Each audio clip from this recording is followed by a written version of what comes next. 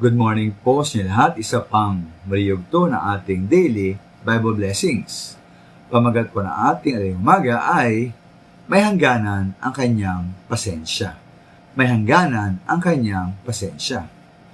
Ngayon po si Lucas 13, verse 3 and 5, nagbigay po ng babala ang ating Panginoon Yesus ukol sa kahalagahan ng pagsisisi. Sabi niya, mapahamak ang mga hindi nagsisisi. At sa mga sutong versikulo mga minamahal, sa verse 6 to 9, sinabi po natin Panginoon Yesus ukol sa talinhaga na meron pong puno ng igos na 3 taon na ay wala pa ring bunga.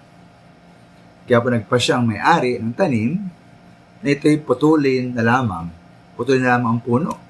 Dahil walang bunga eh. Ngunit po sumagot po ang tagapag-alaga na huwag muna daw putulin.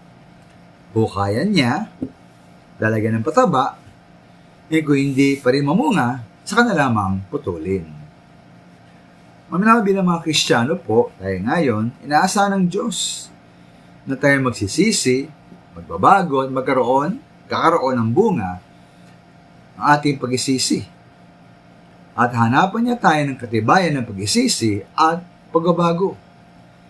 Ito pong siya po ay may pasensya ating Diyos, ngunit ayon sa talighang ito, meron pong hangganan ang pasensya ng Diyos. Ayun nga po kay John the Baptist sa Matthew chapter 3, ang Biblia, sabi po roon, patunayan natin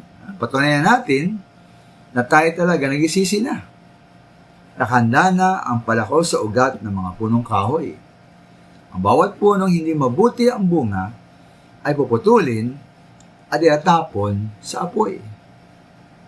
Kaya kung tayo po ay nagkasabing Kristiyano at anak ng Diyos, nawa tayo po ay umiwas sa kasalanan at masamang gawain. Mamuhay tayo sa kabanalan. Kung tayo po ay naging pabaya sa ating tungkulin, na magbasa ng Biblia, manalangin, dumalo sa panambahan, magbigay, magbagi ng Ebanghelyo, at tumulong sa mga nangailangan, nawa tayo po ay magbago na. Ating pong ganapin ang ating mga tungkulin.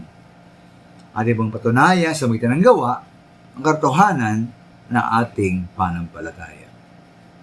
Yung mga minamahal, tayo magsisi na, magbago na, tayo ay matakot sa pagputol at sa palakol ng hatol ng Diyos.